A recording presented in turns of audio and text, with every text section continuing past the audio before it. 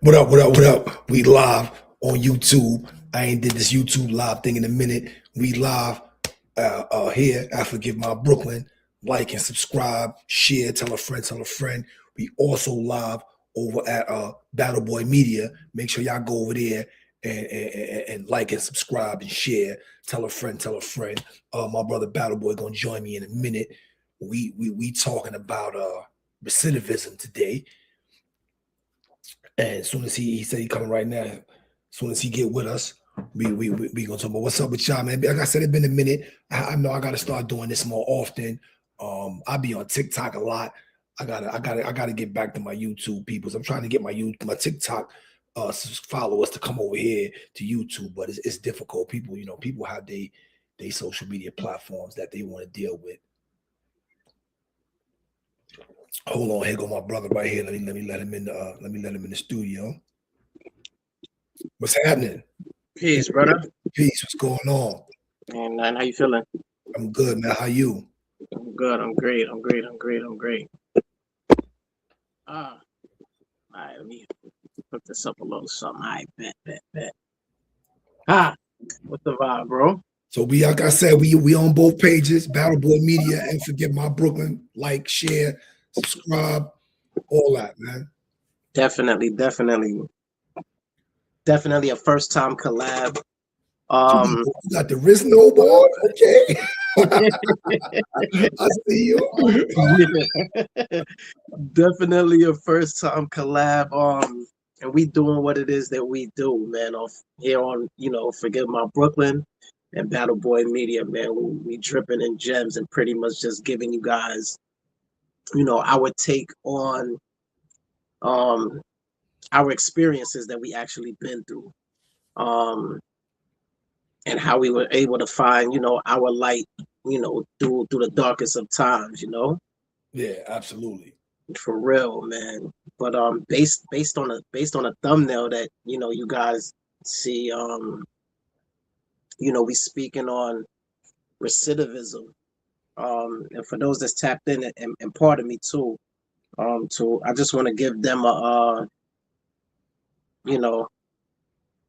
definition of what recidivism is. And it's pretty much, a person that's, been convicted of a crime and actually got sentenced to do time and got released and finds himself or herself, going back into the system within a period of time, just, finding themselves going in and out, constantly going back and do time.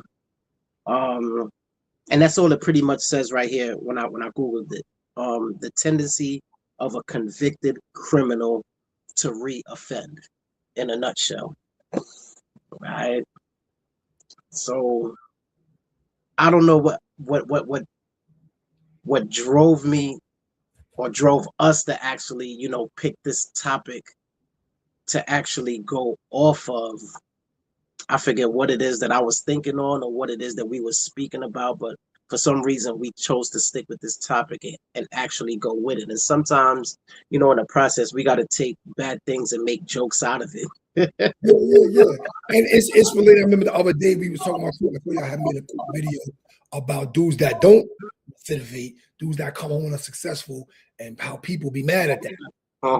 People be mad at dudes that come home and do good for themselves. They type a little video. Dudes is in my inbox. Oh, ain't nobody worried about you, jail dudes. I'm like, yeah, that's why you invite your Facebook page. Dudes is actually worried about you, jail dudes. But as far as individuals that get sentenced to go do time, because I've noticed, like, throughout the time that I was sentenced to, which was 15 years, I was able to see guys come through the system, and throughout, the whole stay from me doing that sentence, I've seen guys go home, come back, go home, and come back 2 or 3 times. Repeatedly. And, the old timers that I was around, they always told me, about things like this that'll, you know, happened throughout the bid because, you know, obviously that I was going to be there for a long time or whatever the case. But when it actually happened, like I was just so shocked, stunned. Um, and of course, and I also felt bad as well too for myself. Like, yo, dang, like it feels and seems like I'm never gonna go home. You know, and of course these is younger homies that come, you know, to do prison time with about, you know, 3 years, ended up going to like a medium and end up, you know, getting their classification boosted to the point where they send them to a max or whatever the case may be. So, you know, for those that don't know like how the classification thing runs, of course they don't have guys that's doing like double digit time, you know, mixed with guys that's in like a medium facility unless unless you walk your time down and your classification drops to medium eligibility or whatever the case may be. But I'm not sure. Did you go through that experience from the time that you was away? Absolutely. And when you run into a dude, it's always the same thing. They always hit you with the, "Oh, you back too?" And you like, "No, I'm still here." Exactly, bro. And they like, "You still here?" Yeah, you back. I'm still Yo, here. I never went nowhere. exactly, bro. I Yo, can't it's tell how many times I've been through that. crazy. Years go by, you see a dude, and you like, "Yo, what up?" You're like, "Yo, oh, you back?" "Nah, son, I'm not back. You back. You wildin'. Not letting me go. Not yet." Yo, I think the first time that happened to me, right? I think I ended up seeing one of the homies, you know, that came behind the wall, and then I ended up seeing him again in a medium. So, you know, out of the 15, you know, we do 85% of that time, which is, you know, 12 years and like 10 months.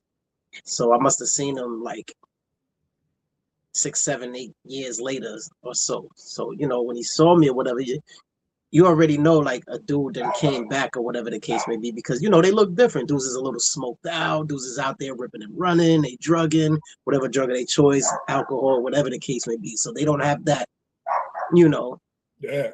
that quote unquote prison glow. So when you see him, when I seen him, I'm As like, soon as you see him, you know they've been in the streets. facts. I'm like, yo, what up? But the way that he started carrying a convo with me was as if I was there too and chose to come back like him. And I'm just sitting there just yesing him, like, and he's telling me about songs that was out there. And remember, yo, when this song was out and what he was doing Nah, at I the don't time. remember that. He's waiting for me to chime in, but there's no chime in, bro. I was in the box. I don't remember that. You was on the block and I was in the box. I don't remember that. Up until the point where he asked, like, yo, homie, you not back on her? I'm like, nah, I'm not back. I never left, bro. And you can see the look of And shame on his they face, never bro. give you the whole story. You always ask them what happened, and they be like, "Yo, it was some bullshit." Like I remember one time I ran into a dude, and I went down to court, and I Yeah. see a dude, and he was coming back through it. I'm like, "Yo, son, didn't you go home when we was up?" He like, "Yeah, nah, some bullshit. I had a fight." So we talked. So I'm like, "Yo, they locked you up for having a fight." So then as we talked, we fighting, and then I hit him, and then my gun dropped on the floor. I'm like, "Whoa, whoa, whoa, whoa, whoa! You left that." That's why you back, because you had a Yeah, not because you had a fight. They for always real. minimize it. No, you went home and you just made bad decisions. It's just bottom line. Yeah, yeah. It's crazy. It's crazy. It's you know, the second time around that it happened to me, like, I don't know, man. I just felt bad for myself. Like, even though I was walking my time down, I just felt bad. Like, damn, like I'm still here. Like, but I don't even really, now that I'm looking at it, it's like I wasn't feeling bad for myself. I was feeling bad for them. Like, yo, you guys are really taking freedom for granted. Like, you know, like, because where I met you guys at, you know, we was behind the wall, and you know, you guys done been around guys that have more time than I do. Them dudes ain't even make it to a medium. And here it is, you guys then went home, got released, did whatever y'all did, came back. I'm still on my first one, you guys, and it's like, dang, and automatically wisdom kicked in, like, that's not gonna be me. And I can't. sometimes I right back, can't. I was in one medium. I was only in the medium for 10 months. I seen a dude go home and come back in 10 months. And I'm like, And how did you go to trial and go home, catch a new case, go to trial, blow again, and come back in 10 months, in less than 10 months? he didn't even give himself a chance. He copped out an arraignment. Like, dude, Wow. this is Wow. and don't get me wrong, man. I get it. I feel like it's many reasons that people come back. I feel like a lot of dudes, myself included, we locked up. We have unrealistic expectations about what it's going to be when we True. get out. True. And I guess if you come home and you don't have no support and you don't know where to go get no support, then those unrealistic expectations can lead to you doing dumb shit and coming back to jail. I agree. But some dudes, I don't know. But I know dudes that planned on it. I've had a dude with 10 in tell me, "No, I'm going home to get this money." So like, I'm going home and I'm gonna do X, Y, Z, and you know, they get me, they get me. Like, It's crazy. Let me ask you a question. Did you know what it is that you was gonna you wanted to do once you were released? nah. Yeah, me neither. I knew I wasn't going back. You knew that much, right? I knew I was going to do whatever I had to do, and however it worked out, like I said, and it was rough. But I was like, nah, I'm not. I can't do this again. Now, after I did 14 joints, I was like, yo, this, I get it. I committed the crime. Okay, I got it. Yeah, made your point. Word. I respect it. I respect it. Back in there. So I was like, when I go home, I know I had things I want to do, things I wanted to, I started family. I had children and all that since I've been home, and I was like, whatever it takes, I can't come back in here. No doubt. See myself living through this again.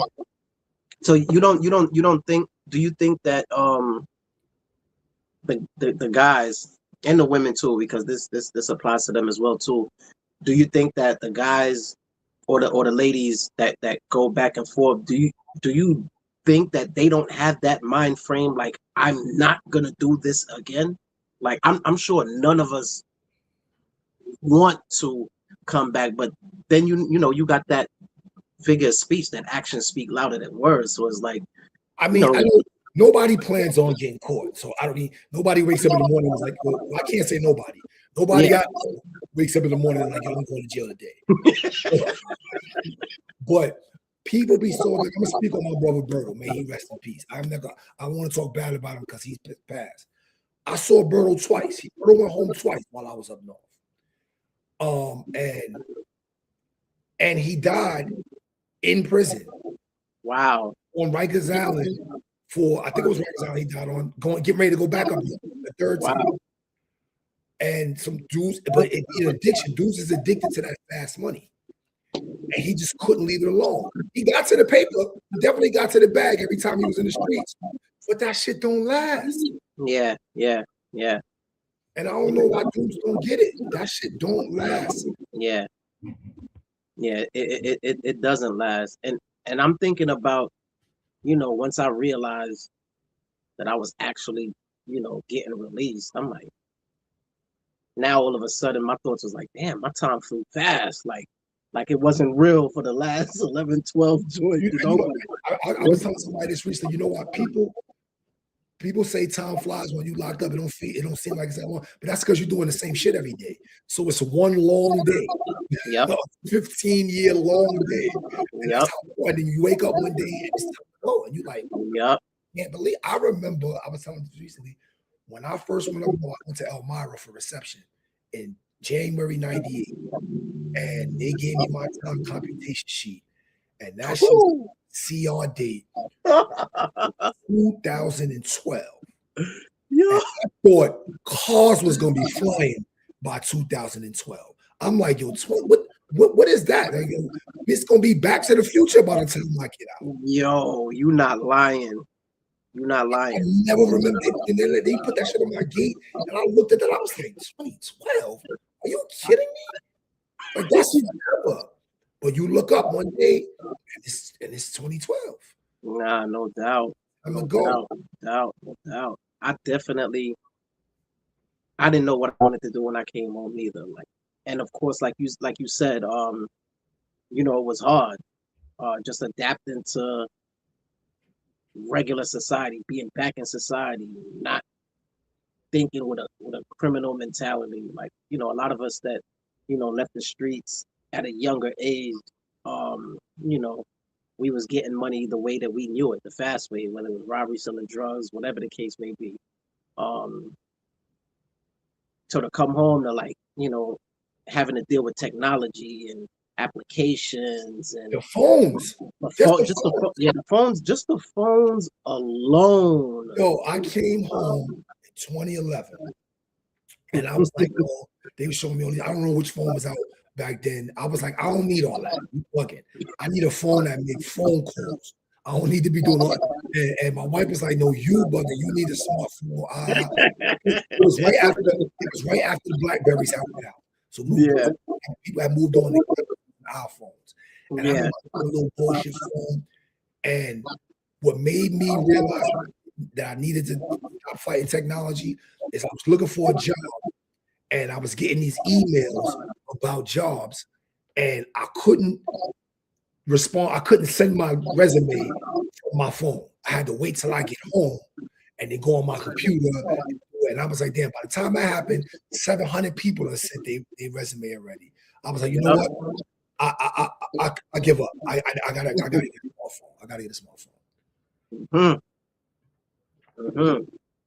It was definitely a lot of challenges, coming home, and I'm speaking on, the challenges that, well, we're speaking on the challenges that we had to go through in order to adapt to a normal way of living, coming from doing 10 plus years, and not really doing a comparison of those that come home and end up coming right back, or whatever the case may be, but just to say that we did whatever it took to make sure that we didn't go back, You regardless gotta, of you gotta how many adapt. obstacles we went through or how hard that it was.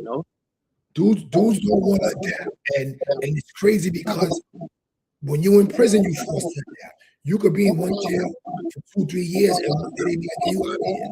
They pack you up, take you to a whole new spot on the other Just side like of that. the state, on just like that. New people, new faces, and new correction officers, new stuff, and you gotta adapt. You don't have no choice but to figure it out. No doubt. And it's the same thing when you come home. It's rough, but you gotta adapt to everything. You gotta adapt to not having money all the time. My first job, I made $10 an hour. I think minimum wage was $8 back then, so I was making 10. I was balling. I was feeling myself, but that $10. That shit was no money. Paying my Yeah. little phone bill. That money was gone immediately. You can't. One of my big things, one of my big issues was people. The train was a problem. Yo, I used to be on the train pressing people. My wife was like, what's wrong with you? I'm like, you keep pushing me and stepping on my Yeah, toes. you're Like, not yo, used to these people dudes that not made it paying me being no close in your space. Yeah. She like, yo, they don't even see you. I'm like, nah, he know what he did. He's like, no, you bugging. My soul's ready to tweak or something. The train was an issue for me. Like that first job, when I came home, I worked at Fairway. My bro Ames got me a job in Fairway on 86th Street. And it's Okay. crazy. A lot of dudes there was on parole. And I'm getting that shit was like that is crazy because we used to be in the back in the freezer, niggas going in the freezer fighting. I'm like, yo, this shit is like chill. And Like, damn. my supervisors be like, yo, so you got to calm down. Like, I get it. Pressing dudes, you can't be doing that. And it's an adjustment. You gotta realize It is. that, Yep. you no longer in that environment. You can't respond to things the same way. You can't, interpret things the same way all the time. You guys, it ain't the same. No doubt. You gotta adapt. No doubt. You said a key word, adjusting. And a lot of the peoples that I've known that came home on parole, like I noticed, like the first thing that they tend to complain about is parole. But in order for you to get released, you have to, sign the terms of the post release, supervision, the rules and regulations that you'll have to abide by. So you're not getting released to anything new or unexpected that you didn't actually read up on or sign up on, unless you just sign the papers and just like, I want to go home, I want to go home. So it's like, that adjusting phase.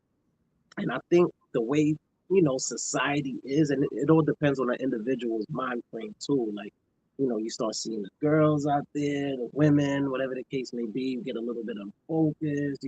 Now your PO is stressing you, or this, that, and the third. You knew you already signed up for 8 o'clock curfew, 7 o'clock curfew. Mine was 7. Damn. And I reported to parole every week for the remainder of the time that I was on parole. The whole time? I got no breaks. Wow. No breaks. With parole, I used to tell. So for those of y'all who don't know if y'all watching, I'm a social worker. And I remember once I had a job one time where we literally used to go, it was in Queens at the Fortune Society. And we literally used to go get dudes from, what's that shit right there? The work used to be the work release joint. Queensboro. We used to literally go. I went home from there. Yeah, we used to get dudes from Queensboro, walk back to the office, and I find my place to stay, stuff like that. And so I had a lot of dudes on parole, and they used to be stressing my PO. And I'm like, yo, what? I asked dudes that nobody never gave me a good answer. What is parole stopping you from doing? And it's no, and it just, you just in your mind, parole is a problem. You got to get on parole. Parole is not stopping you from doing nothing. Yep. Moving positively, please. Yeah, it's a hassle. You got to go. I went for every week. I was on parole 3 years. I went every week for about 6 months. Then I went every 2 weeks. And if for the last year, I was like every 3 months. But it didn't stop nothing. I had the 9 o'clock curfew for a while. And one time I went outside. I came home like 9:30. I got off the elevator. My all of us was in the hallway. Because I thought I was on the chair. Yeah, they pull up. They pulls up. Yo, I thought I was going back to jail. He was like, calm down. I was like, no, listen, wait. Yeah, we're not trying to do that. That's not something we're trying to do. That's not something we're trying to do. People get it in their mind that, oh, I got to get off this parole. And I remember I said, why? What can't you do right now? Maybe so they can rush and catch a new one. Yeah. That's all they want to do as freely as you want to. And that's circumstantial. If you're not doing what you got to do, because I remember when I first started trying to move around, I was asking my parole. One time I was going somewhere. I think it was my man was getting married in Florida. And I talked to my parole officer about it. And I went down there to go see him. And he had me sitting in the waiting area for mad long. So then when he comes out, he see me, I'm like, yo, what's up? He like, yo, come. So he like, yo, what you doing here? I said, I came to get the travel pass. I told you I wanted to go to Florida. I was like, yo, you don't need no travel pass. Just don't get arrested while you down there. He was like, you going to school, you doing what you got to do. I ain't got time to be worried about you. I got 2 years to talk about. So that's why I be like, dudes be like, they be stuck on. People really get stuck on, I got to get off parole. I got to get off parole. And getting off parole not hard. You just got to do what you got to do. There you go. That's a fact. Or even with, dudes not preparing themselves for, the programs that you got to go to once you get released or whatever, depending on, your charge. If you was locked up for drugs, you're gonna have to take the substance abuse program or whatever the case may be. Yeah, the ASAC. Yeah, the ASAC. If you was locked up for a violent charge, you're gonna have to take ART or whatever the case may be. So it's like those are things that you have to do to like give yourself just to make sure that they're not making a mistake by releasing you based off of the charges that you got, to make sure that you're reminded of the things that you're going to program for. So of course, we already know that they have their system set up for people that's finished doing time upon their release, right? But I think for those that continuously come back, like they look for so much of a reason to, make arguments or try to, combat parole or programs that you got to go to. Again, this is all stuff that you sign, before you actually got released. So that you had to do these things as well as curfew, the programs, et cetera, reporting a parole at certain times or whatever the case. You know what I didn't realize I didn't realize this until I was home. And I try to do this all the time. Parole is a prison program. While you're on parole, you're still an enemy. That's a fact. Parole is a program like working in the mess hall. This prison program just allows you to be out in the street. That's And it. I didn't realize that until I seen a dude I knew. He had just did a violation, and he had got caught with a gun, and he gave him a ticket when he got up north with a pistol. And when he showed me the ticket, I'm reading it. You didn't know no better than shit. Read like he had the joint in the jail. And I'm like, yo, what is this? He like, yes, and you're still. He said, when you get up, you get caught with a gun. When you get back up north, you get a tier 3 for the weapon. Oh, that's wild. And that made me realize because you still owe them time. You're still there. Oh yeah, got you. Property. Got you. This program, like you get outside clearance. This is extended outside clearance. But you still a convict. You still have to abide. That's why you're not supposed to drink on parole. You're not supposed to do none of that because you still a convict. And dudes don't accept that. That makes sense. A little bit of streets in their system and they be gone. Let me ask you something, right?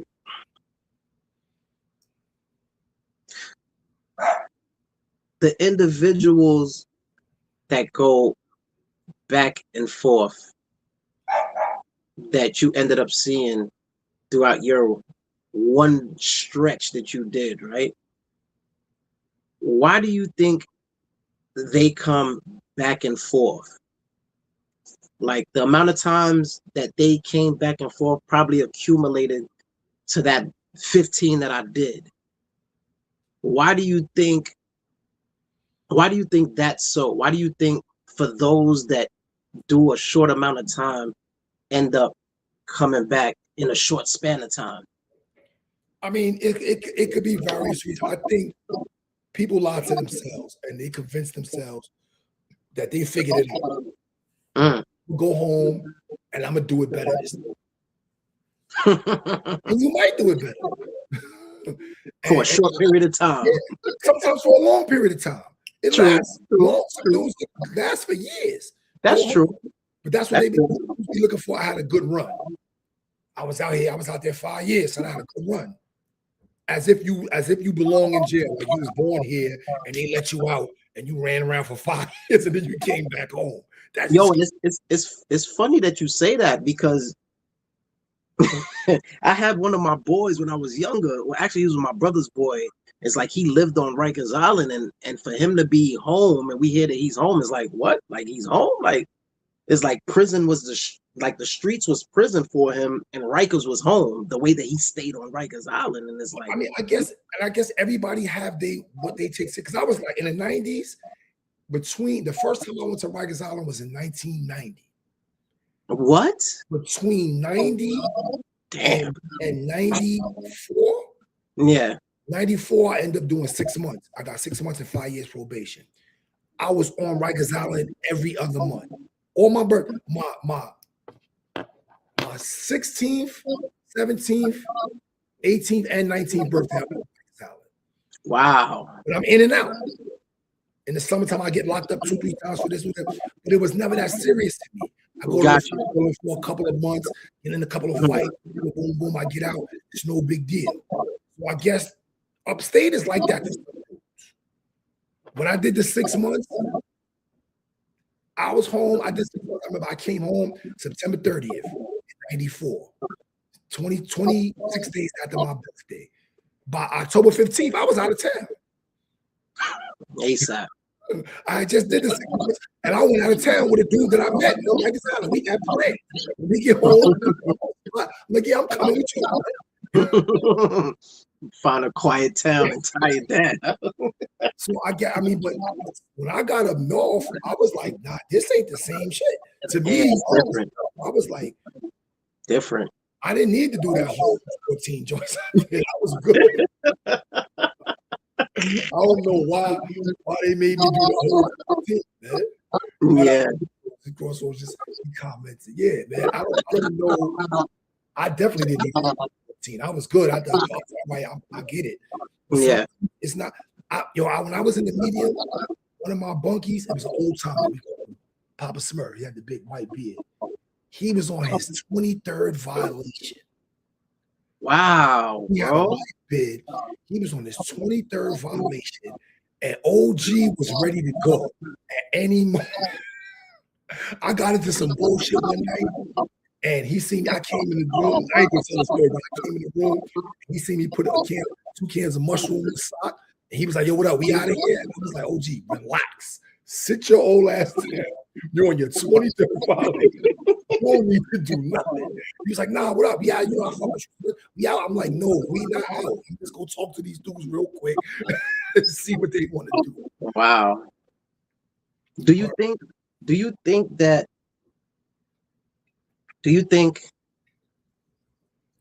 well, for a person like that had that many violations, do you think that they become desensitized to a point where they feel like, not verbally saying, but the actions is speaking, that they can only function in a controlled environment?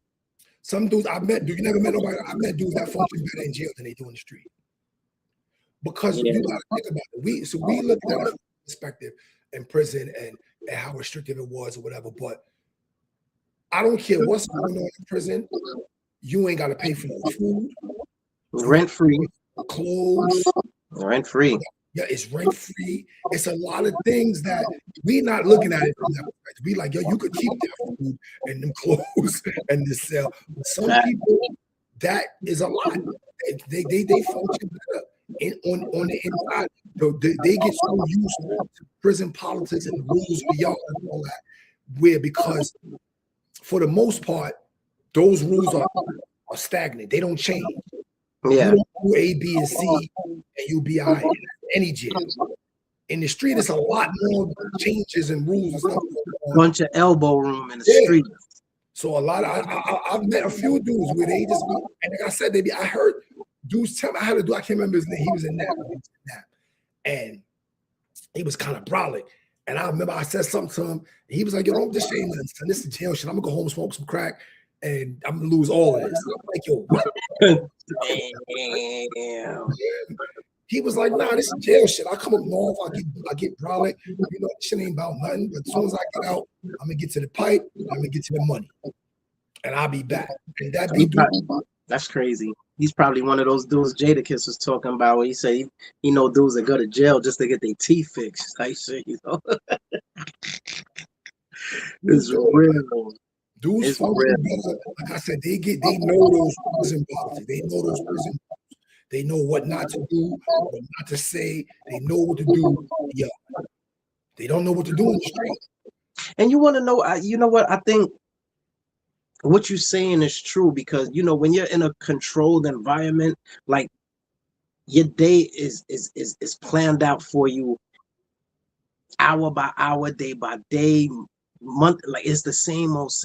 And I think individuals that know how to get around certain things, and you duck a tier 3 here, duck a tier 2 there, like, you know, you jailing, so you doing things, you know, to keep your locker full, to get, you know, get your locker right, or whatever the case may be, to get the bag, or whatever the case may be. Or some dudes may even, you know, start finding dudes attractive, or whatever the case may be, and start kicking game to a dude to get stuff.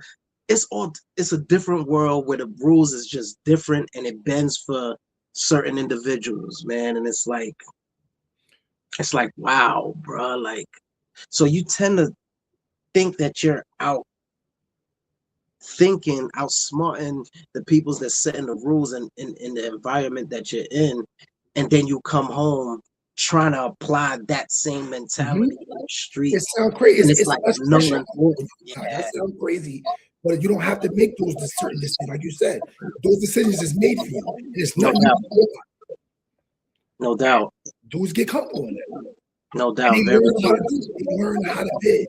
Dudes learn how to bid, and they you know, they be all right. They got 15 pairs of sneakers under their bed and 100 soups and, you know, all that. They learn how to bid. Yeah, you're right. With a 50 cans of Octo, 50 cans of calamari, Jack Mac lined up. But can't call nobody. Can't get on the phone and call nobody. Nobody will accept their calls. They have this 10 years, but they bid. They know they didn't figure this thing out. And then when they go home, those same rules don't apply. It is not beneficial. So they don't know what to do. So that'd be like the gray area for them where they start to glitch and tweak and panic. And they dumb out and they come back. Mm. But they keep running. They get a couple of girls, whatever they do, they get out, take a couple of pictures. I seen dudes go home with pictures. So they could come back up north and some of the pictures so they could show the pictures. So, look what I was getting money in the town. So look. Yeah, but you got peace.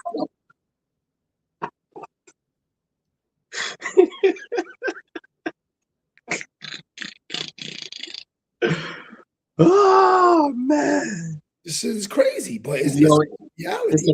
It's a crazy, and I'm not. I guess I'm laughing now because I don't believe that I actually witnessed it.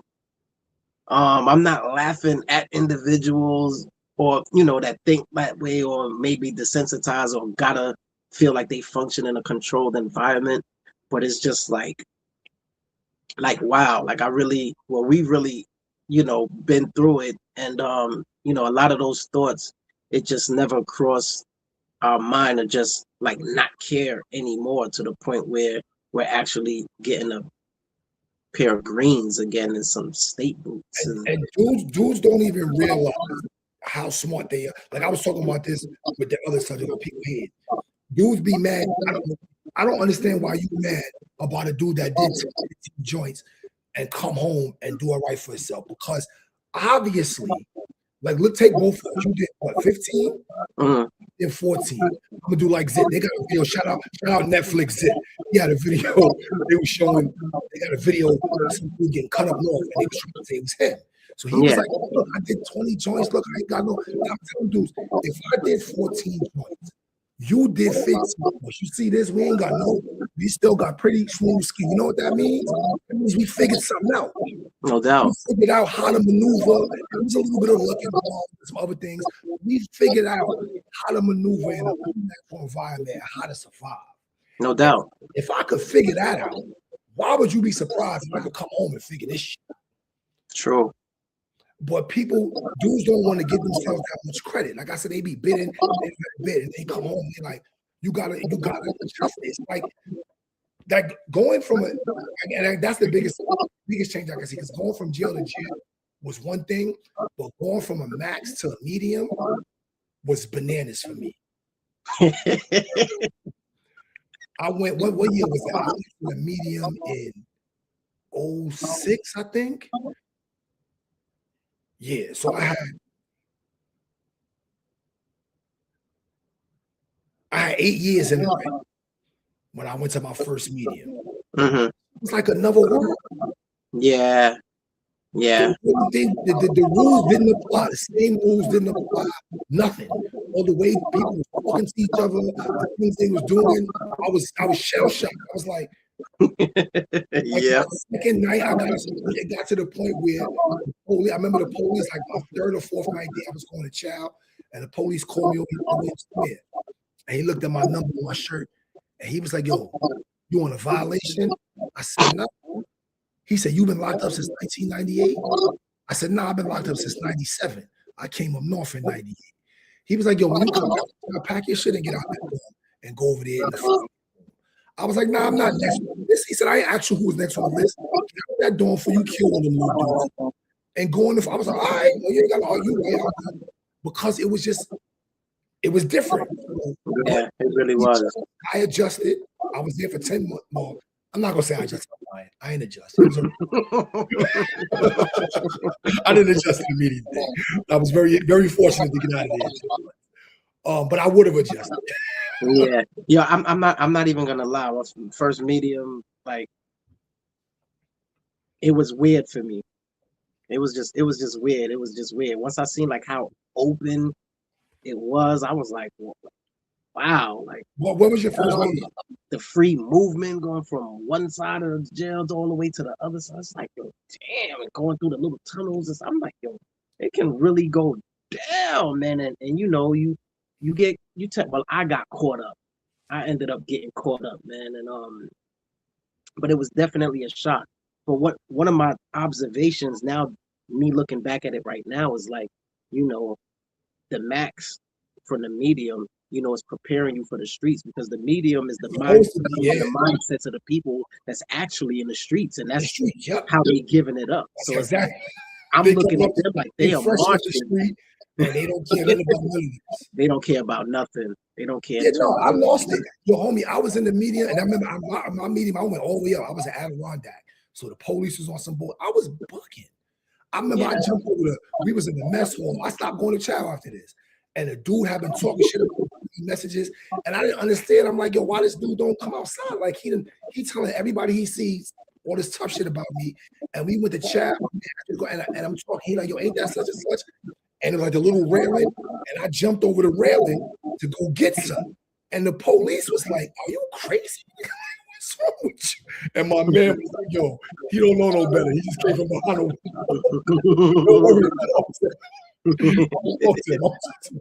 And they was like, "No, you can't do that." I'm like, "Nah, but son, right there, he had said he was gonna do such and such to me." They was like, "Yo, go back." Like, you can't do that. And the shit is crazy. I was getting in. But like you said, it's like the street. It was to me when I went to the medium, the respect level went down like 80%. Facts, definitely. And it'd be stupid shit, but it's big shit. Like I remember I got into a thing with a dude. They had a card room, and it was right up. I was in a 2-man room with the old man, all the violation, and the card room was right across. And one day I went to go in my room, and my chair was gone. And I'm like, what the fuck's my chair? And I look in the card room, it's a dude in the card room sitting on my chair. I'm like, I know this nigga didn't come in my room and take my chair. So I'm like, yo, son, you went in my room and took my chair? And he like, nah, wasn't nobody in there. So I snatched the chair right from under his ass. He fell on the floor. So I'm like, yo, what you going? Don't go in my room. And he was like, oh, you bugging, son. I'm not bugging. If something is missing in my room, you took it. Because why are you in there when I don't even feel like that? It's so crazy. That's probably the norm in the media. They thought I was crazy. And they looking at you like, yo, like, dang, bro, like you bugging right now. They thought I was crazy, homie. This is how I got. It's the same way I got in that dorm. I got to them 2-man. It was only one spot in the jail with the 2-man rooms. Everybody wanted to go there. I got there mad quick because I kept getting into stupid shit. And the police was like, yo, go over there. Because it was like 5 of us in the jail with 90 members. They was like, go over there with the other ones. Like, because you out. Yeah. And it was just this shit, but this shit was normal to these dudes. And I'm like, yo, what's wrong with y'all? It's just no respect. Just go in your shit. And I'm like, I gotta get out of here, man. Yeah. I agree, man. Like it was an experience, man. And you know what? And this is definitely no glorifying or nothing, man. Like I could understand why, you know, the old timers that I was around, you know, behind the wall was like, you know, I would rather be behind the wall, do my time behind the wall than go to a meeting. Or like once I got to a medium, like I understood why. Once I started getting in I haven't gotten in so much trouble in my bid until I got into a medium. It's like I damn near wasn't guaranteed to come home the amount of trouble I was getting in. I was only in the one medium 10 months. I got in more shit at 10 months than damn near years. When I went on a drive, when I told my wife, I remember I went on a visit, and I told my wife they was packing me up, and I was going back to Max. She literally tears. And I was like, yo, why? She was like, I thought I lost you. You've been bugging since you've been in this medium. Wow, you serious? And I was like, yo, what you talking about? She was like, yo, every other day you was in some bullshit. Wow. She was like, yo, you never was getting in that type of trouble. But yeah, shit happens here and there. But she was like, here it was constant. And she was like, eventually you was going to get in something serious with a new charge or something. And I was like, yo, that shit was crazy. You said that was the mentality of the streets. So I don't understand how the dudes that be there come out here to the streets and can't adjust. You just let these same crazy motherfuckers in the media. It's the same dudes. Why you can't adjust this one? It's just foolishness, man. And you want to know what's so crazy? Like, you know, I'm not gonna say DOCs is the best. It definitely isn't. But it's not like, you know, there's not things that you could take advantage of. Like if you don't have a GED, mandatory, you're going to school. you don't have any trade under your joint. Like they putting you in one of those vocational classes, like Mhm. building maintenance, cabinetry, like automatically. So you're gonna learn some type of skill that you can utilize once you get in the streets. It's not like you're gonna just go in there and lay down and be in the yard smoking top and bud or sniffing dope all day. Like Unless you it's want to, not like that. do it. But people, like you said, people don't realize that. My brother Blink, that passed a couple years ago, may he rest in peace. He did that. He was a Yeah, plumber. rest in He was peace an to Blake. electrician. Yeah, He learned that up north. yeah. That nigga he lived around the corner from me in Flatbush. He didn't know about no plumbing and no electricity. Before he went to jail, he got a 3 to 9. He did 6 joints and he learned how to be a plumber and an electrician. And he No came doubt. home and turned that shit into a career, his family a house, and a car, and all of that. Or for some No shit he doubt. learned. No Dudes doubt. think that's not possible. That's highly possible. No doubt. And that also goes to show. And I said this on um one of my other episodes, man. Like they have a saying, when you going up north, man, is either you're gonna do the bid or the bid is gonna do you. You always have a choice, regardless of what it is that you're into. If you in a gangtivity, or you're neutral, or you end up being attracted to dudes, or you come up north being gay already. Like there's always trouble lingering in the air for any and everybody. We know that much. If nothing else is available, it's trouble is available at all times. That's a fact. Very, very. And there's always a spot in the shoe, man. There's always a spot in special housing, bro. But that's what you gotta figure it out. Like again, we use us two for example. We both went up north. We both had affiliations from before we went up north. Yeah, Yet we managed to make it through the bid, double-digit bid, managed to come home, and ain't even looking back at that. That's not even an option. at all. People feel like, oh, if you do this, you do that, because that's what they used to say. They say, no gambling, stay away from the gangs, And um, and and, and the gay activities. yeah, and the gay activity. I Yep. know dudes that did all 3 of those and still get through and come home and be all right. It is what it is, man. Oh man. Oh man. Oh man. Let me ask you this. Do you think the colors, on the walls, inside the corridors, the colors on the tiers, the colors of the wall, the colors of the greens that we wear, do you think that plays on the psyche to like dull your senses or keep you in like a depressed state of mind? Like, do you think that plays on the psyche to, have the mind frame in a state of seeing it for 2 years, a year, to 3 to 15 to 20 years plays on the mind? Or once you actually get released and your mind is just set a certain kind of way based off of seeing Absolutely. People, yeah. Nothing. That's one thing about these systems. Nothing is done haphazardly. It's no chance. All that shit is planned out, and that's one thing about these people. They plan in 50, 100 years in advance. They know exactly what they're doing. They know what colors to use. When I was locked up, I caught my case. One of my cases in Buffalo. When I was in the Erie County Holding Center, you could see. I forgot it was like a jail or whatever, and they painted. I remember they painted the walls like it was damn like a light pink, a dull pink. Really? What the fuck? And in the police, so they was like, that's to keep you motherfuckers calm. You animals, how you call you animals? Whatever it's to keep you calm. Really? Yeah. They think all that shit is thought, and that was thought planned out generations ago, and they've been working for the longest as they can. They know what they do. None of this shit is a mistake. That's crazy. They absolutely is. Psychological warfare, man. My brother in Cozy said all the time, low intensity psychological warfare. Always say that. That's what they serious about. And you want to know what's so crazy, man? Like, again, like reflecting back on it, like, we go to, thinking about individuals that we held to like a high regard that had a lot of time in, man. And then, one day, the right gay prisoner comes into the jail and it literally shifts the whole jail. Or you hear, an individual that has a lot of time in end up going somewhere else, and you end up hearing that, you know, they got into a relationship with another prisoner, and that's just what it is, man. You think that, like, you know, dudes begin to like lose hope, that end up having like the 25 to lives, the 20 to lives, 30 to lives, or whatever, and just be like, you know what, like, I ain't going nowhere anyway. Like, Yeah, I believe, and you I know, believe it's designed to do that. And we both know a couple of dudes, I don't say their names. I know one dude in particular that he told me that he home.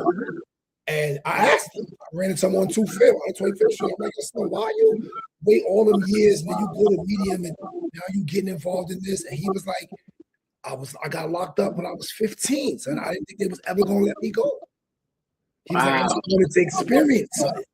I figured if I'm dying here, I gotta experience something that, and this is it's no women, so this is what I gotta do.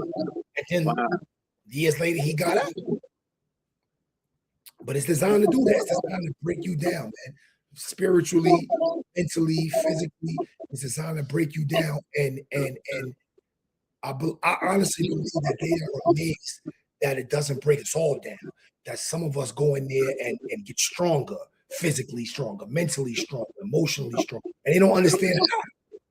They don't understand. That's why, like you said, the wrong dude comes to jail. Either he's got too much influence, whether it's negative or positive. They getting rid of him. You seen that dudes come to jail, and some dudes come to jail, right? They might come and start a gang war or whatever. And there's other dudes that come to jail that got a lot of time in, that run classes and all that. They be like, nah, he gotta go. He doing too much. Yeah. He getting the young dudes, oh, yo, y'all gotta go to school, y'all gotta do this, y'all gotta do that. They get rid of him. They find a way to set them up and get rid of him. Nah. Too much positivity. We need to keep them on the negative track. Yeah, it's crazy. I think I seen it on different scales of like being like a security risk. Yeah. And wanting to get a dude out of here. Like one was, you know, when Crossroads came to the spot, and it's like dudes knew he was coming there before he got there, and like the whole jail just started like, you know, the homies is like, oh man, we out of here. Like, you know, and I heard of him, I just never met him at the time or whatever. But you came a long way. He watching, he in the comments, you came a long way. like even the homies shout out to Cross, man. It's like they was upset that he landed in a spot. And I'm like, damn, like y'all tight. They like, yo, man, and I'm like, yo, y'all are bugging. So, you know, I could understand, and I seen how, you know, the depths and all of them was moving. Like I paid attention to it, like how the depths and the sergeants was moving before they let him out of quarantine or whatever. Like, and I'm looking like, yo, damn, like this is really a big deal, like, you know. And then, you know, once Herman Bell came to the spot, shout to Herman Bell, shout to Crossroads too. That was like a shift in the jail as well too. Like a lot of talks was going around in the yard or whatever the case may be. So it's like, you know, those that know what's up when it comes to Herman Bell or whatever. Like, if anything happens to him with an officer, like the whole jail is liable to go, be ready to go. You know, like I can understand. I can understand how that goes when it comes to, you know, them just wanting to PK draft dudes just out of nowhere, or be a little bit nervous to let dudes in the population or whatever the case may be. But you know, somebody told me Herman not doing well health wise. Just recently, I was talking to Herman. So man, wherever he at, man. So I can't remember who that was, but somebody told me he not doing well health-wise. Wow. Yeah, I just recently seen him in a picture with a few of the bros too, man. Definitely shout to Herman Bell, man. He's a fighter, man. So he gonna fight. We know that much. Yeah, absolutely. Yeah, we know that much, man. Shout out John Ace TV. He asked a question. Oh yeah, I forgot about it. I'm gonna ask you about this. Yeah, man. What's going on with the chat? Shout out to everybody in the chat, man. What you think about Stanley Richards being formally incarcerated, becoming the commissioner of New York City Department of Corrections? Did you see that? They gonna kill. They gonna kill Mondani. He doing too much. hey, hold up. Is he having the same position as what Brian Fisher had? Yes. He made Stanley Richards the commissioner, man. But for the shout to city, John not for the Ace. state. Brian Fisher was the state. For the city, he made Stanley. And I'm like, when I saw that, I remember I called Ball. I said, yo, Ball, you see this? They made Stanley. I said, Stanley got to hold the door open, man. He got to hold. We need it. Hope he hold the door open. I'm not really familiar with him, but I definitely seen Ja Ace posted him and mentioned that he know him personally or whatever the case may be. He's been running Fortune Society for the last, I don't know how many really? years, or 30, whatever. Yeah, that's what that is. Oh wow, salutes to him then, man. Salutes I don't know to him. I think he's gonna have to give up Fortune now. I don't think he can do both. Of course. But he gonna have a lot of tier 3s on his plate. This is major. A lot of time he gonna have to get back. That's why they don't like this man. This dude's formerly incarcerated dudes in position. And it's I don't know why people don't get it. They've been saying it forever. You could call it a cliche. Those closest to the problem, closest to the solution.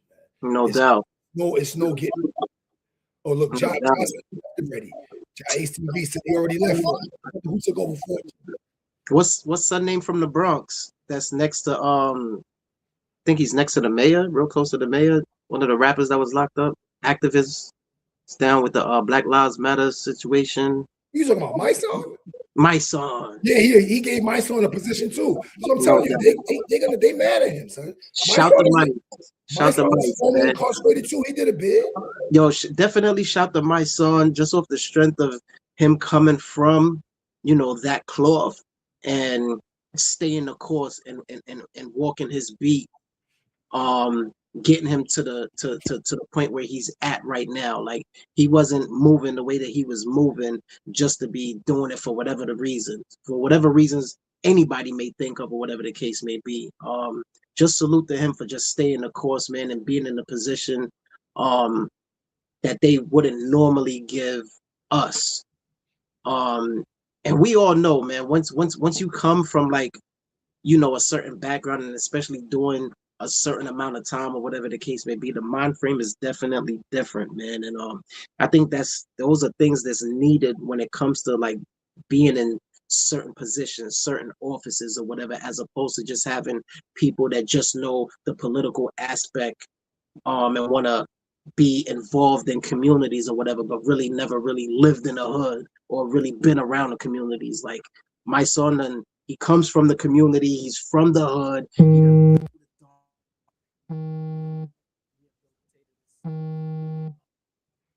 Somebody trying to holler. He put it in, so definitely salutes to him, man. Definitely salutes to him. It's crazy. All of this is related to another little video, a short video I made recently. I got into a debate with a few dudes about us being a civilian. And I said, civilians are not made.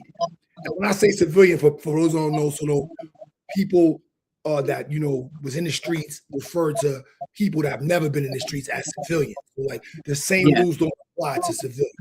So I told dudes, like myself, I did 14 years. I choose to lead a civilian lifestyle for the rest of my life. However, I am not a civilian. Civilian rules do not apply to me. And dudes will argue down, I'm a civilian. No.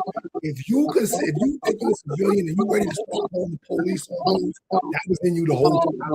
I don't care what nobody's saying. Dudes argue me down with that on TikTok. And I'm like, no, man, it's not the same. And a dude gonna tell me, you come outside and your car is missing, you're not calling the police. That's not the same thing. Reporting my car stolen is not. I report my car stolen. Oh man, he's just like, yo, dudes kill me. I tell this, like, I told the dude a story one time back in the days I was out of town, and I was in B-More, and me and my man was standing in two girls' house. We standing outside talking to them, and some dudes came out of nowhere, and they just started grabbing us. And I never saw a gun. I heard something that sounded like a gun cocking, and they took. I had a Sherlin, and he had on outside, and they took our coats and they ran off. And I looked at him, and I said, son, I need my coat. He said, yeah, me too. And we looked and we chased him. And we running chasing him. And while we chasing him, the police is chasing him. And they get it. So they grabbed one dude and they got to do it in the alleyway. And I'm like, they're like, yo, here we go. Yeah. So I'm looking and I'm like, Nah, I don't know. Son. It's one of them. Like I don't know. I ain't see their faces. They goes in this and they pull my watch out. And the police knows my watch. It's a bullshit $100 watch, gold watch. But the police knows my watch. I'm on the block every day. And they search me every day and they see me with the watch on. So the police like, yo, this watch on. I'm looking at the watch. I want my watch, B. I want my watch bad as a motherfucker. I'm like, nah, that's not my watch. Oh man. Well, yeah, he did me dirty, but I don't want to put him in jail. That's not my goal. And dudes argue me now, no, you a civilian now. No, I'm not. I live a civilian lifestyle. And in living a civilian lifestyle, I minimize, if not eliminate, putting myself in situations where the police need to be involved. No doubt. Gotta worry about that. Ain't nobody, I'm not running down on nobody. Ain't nobody running down on me. Well, you gotta worry about all that. No doubt. If in the event that it does, I'm sorry. I might be wrong. I know how everybody feel about it. I'm not calling the police.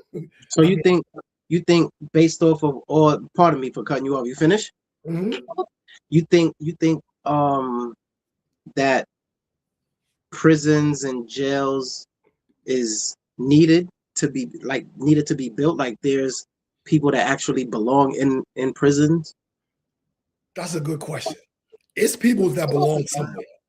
Okay. I don't know if the prisons that we have today are the correct places for them to be, but there are people I have met, and I'm sure you have in the 15 years you was up there. I have met dudes that do not need to be in society with other people. They need to be removed for whatever reason.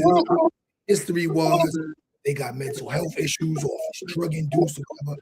But I've met some dudes that I had to look at like, damn, son, like I don't know if you really open for you because they mentality is animalistic. Yeah. And we all engaged in some savagery over the years. Of course. It's like you be like, really, son? That's all you see. Like that's and so I don't, like I said, I don't know if the way our prisons, any prison, it got to be a better way. I don't know. I think I said this on my other platform too. I think I was watching something as far as like prisons. I think I don't know if they was in like the Netherlands or whatever the case may be, like, but their recidivism rate is just so low. I noticed that the colors that they see inside the prisons definitely not dull like the ones in New York State. The people that's doing time and the people that they interviewed that did time after they got home, like very successful coming from doing time and them being prepared to enter society. Like their whole way of running their prison system down to, the coloring of the walls, the coloring of, the greens that we wear over here. It's just so different from New York. And it's like they're not, the way that they have their system, it's not built for them to come back. Like I think one of the commissioners has spoke, was like, yo, we don't want them to come back. So we want to make sure that we assess them with the necessary tools and education so they can be, functional individuals in society. We don't, and this is why our recidivism rate is low. And I was like, yo, wow, that is different. I've never been in jail. I've been in jail outside of New York, but I never do no time outside of New York. But I imagine it's all real similar. The power dynamic, the control, the way they want to treat dudes, like we was both. And when we first got here, what was his name? David Miller, the superintendent. Yeah. And that was the quietest jail in the state. And his philosophy was, if you treat them like men, they act like men. And on the same side, if you treat them like animals, they act like animals. And it's like they don't get that. They don't care. They just want to be so much. In that jail, I spent 6 years in that jail. In that jail, I've had conversations with correction officers where they be talking shit like, "Oh yeah, y'all like this and this jail is soft." And I remember asking them, "Why you want to stop violent? You think you ever worked in Clean? I'm asking you ever worked in Clean? You ever worked in Adams? They're like, no, you don't want to go there. I've been there. Facts. If I send me there tomorrow, I'm gonna have to deal with all of that. You don't want to go there. Your whole life gonna change if you go there." And they looking at me like, "Yeah, y'all here mad at us about nothing." Yeah. And that's a lot of other countries, they realize that. Again, if you put them in a cage, treat them and starve them, treat them like an animal, people act like animals. Yeah. Take a stick and poke at you every now and again. You know, like, yeah. You're right.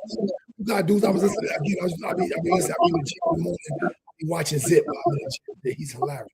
He's talking about, dudes in DFY fighting over like snacks and shit. That shit is crazy. I'm telling you, she thought I was bugging. When I first started going to Rikers Island, a lot of dudes, John H, you still in here? You remember this. You remember. First started going to the 40s in the 90s. They used to sell soft batch cookies in commissary.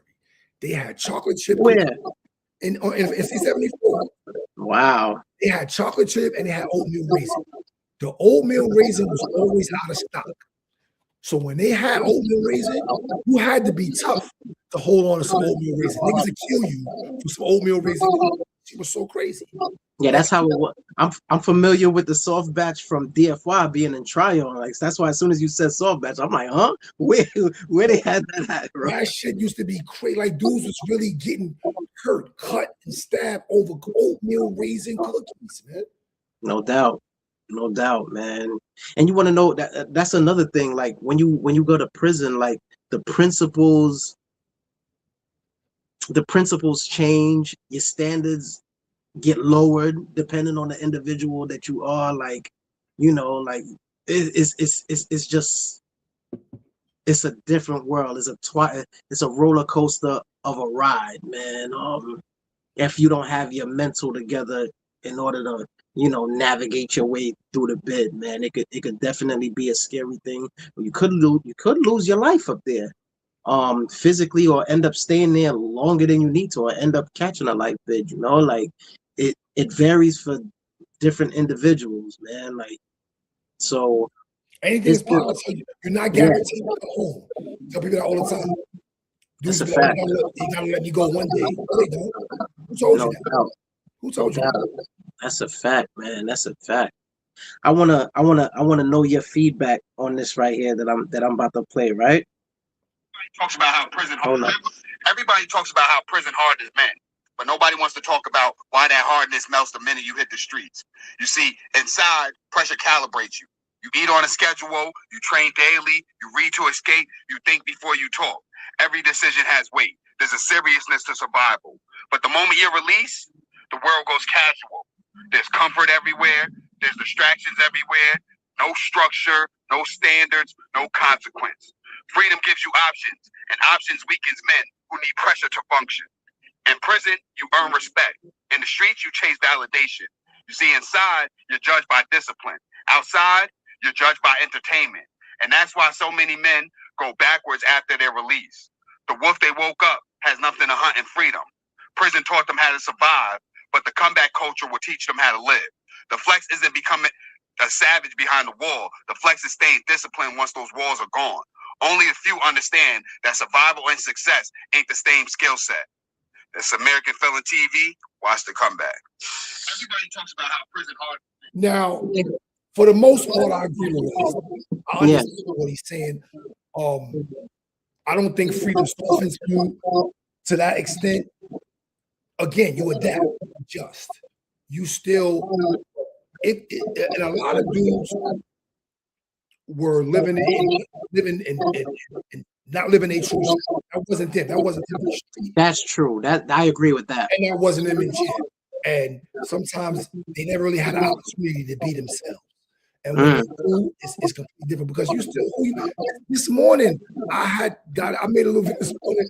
I was on my way to work on the platform, and I made a video. I understand these young dudes they running around masked up, and they get this dude is the platform. He got his mask on, and he keep looking at me.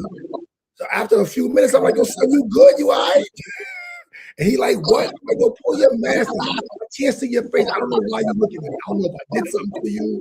You know, like you're making me nervous. Yeah. In the morning, you're on the platform, and I need to see what he pull his face. And he like, I don't know you. I'm like, my bad, son. Like that. But so some things is never gonna change. But I get what he's saying, and I do agree. It's a lot. It's a big adjustment, man. It's a big. It is.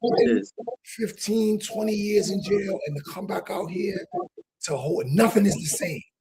The whole world changed. Yeah. To come back out here, the rules of engagement are very different. And you stick out like a sore thumb. Like your body language is off, like because you're just so used to being like on point, aware, head on swivel, like so your whole movement is like gelled out. You know what I'm saying? Like you never lose some of that stuff.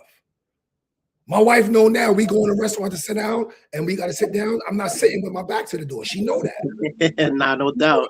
Right now, you sit over there. Yeah, I'm not sitting. I need to see everybody coming in and out of here.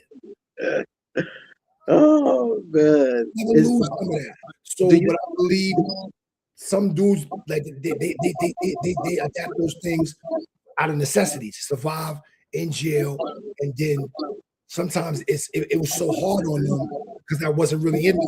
When they get out, they just and now they don't know what to do with themselves. Yeah. I agree for the most part. I agree with Son. Nah, definitely. I agree with. Shout to American Felon TV too, man. Son is pretty much he's pretty dope, and I definitely like the jewels that he give up as far as like when it comes to felons or dudes that did time or whatever the case may be, and having them look at the reality of situations as opposed to living in like a fantasy world or whatever. Like you have a lot of people that had presence behind the wall, had a lot of influence, and come home and try to implement that same type of presence and influence on people that been out here, doing their thing or whatever the case may be. And it's like that's a big no-no. That's huge. I'm glad you said that because that's a big thing. And we always we laugh at the correction officers, and we be like, oh, they only act like that because they wasn't nobody in school or there wasn't nobody. But a lot of dudes became famous up north for whatever reason. And when they get home, nobody cares about that. And they don't know how to handle it. They don't know how to have those dudes that come to the jail and everybody's like, oh, they get home and nobody's paying no mind. They like, what is?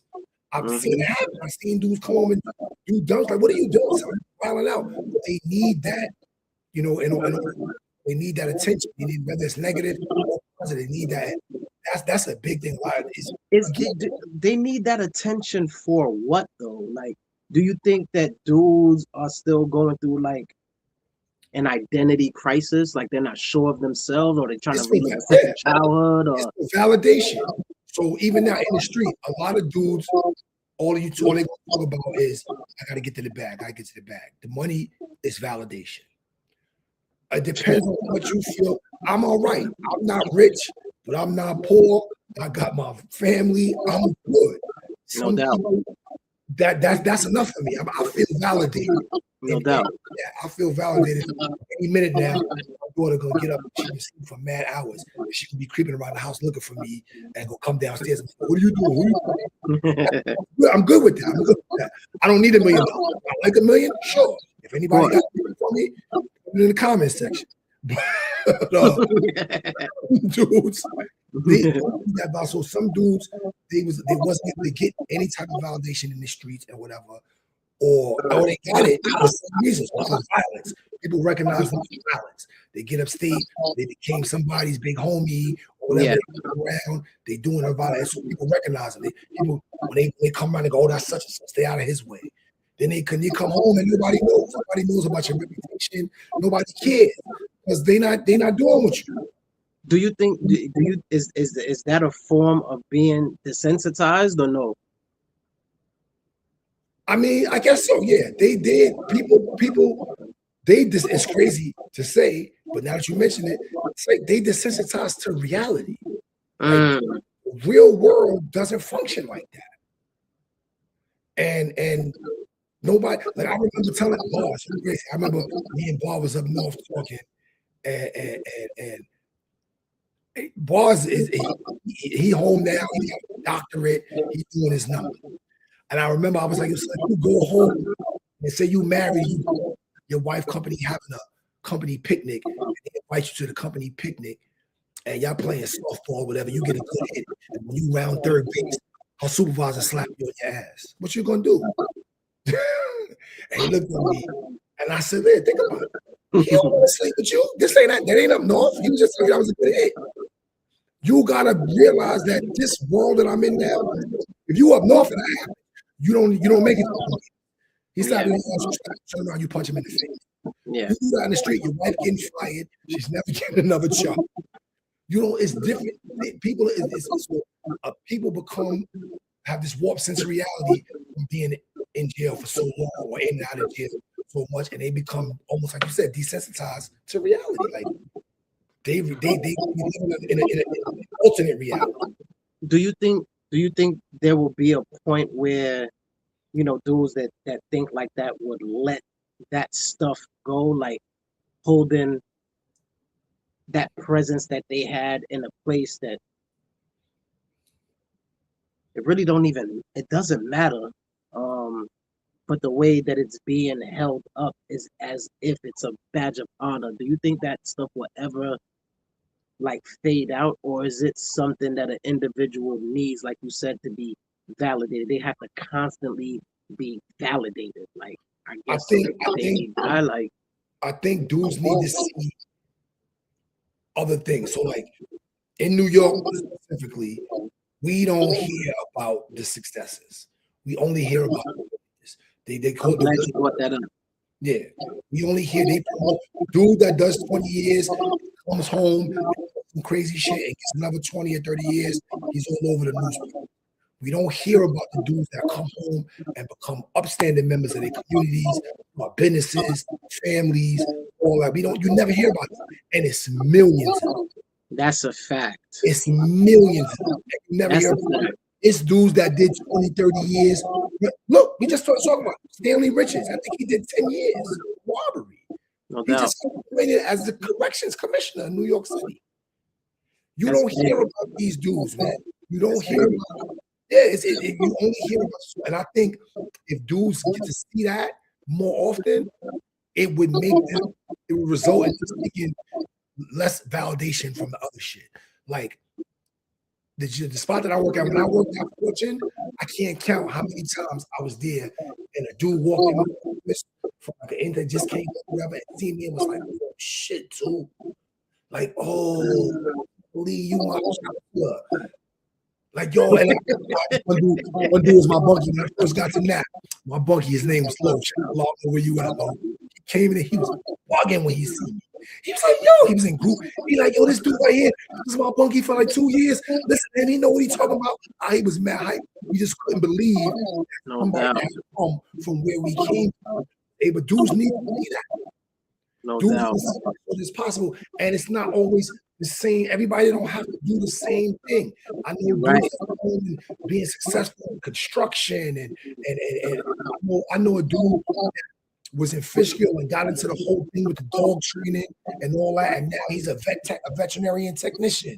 No and you know, it's open. It's millions of stories. They're gonna tell us about the two dudes that come home and kill something or rape something, and No doubt. people don't exist. Yep. And that's crazy that you put it out there in that sense, because you know negativity is always going to get blasted through the airwaves on high, and you know you definitely going to hear the success stories in a whisper tone. So that's definitely something I want the peoples that's tapped in with us look forward to us bringing those individuals and those success stories on the platform. Yeah, I've been saying I was going to do it, but we definitely going to do it. Definitely, because I know a few. Messhall, shout out to Real Deal Fitness. Off the top of my head, I could name 15 dudes. Just off the top of my head. 15 dudes that I talk to on a regular basis. No So if doubt. I can do that, that means it's countless dudes. It can be done.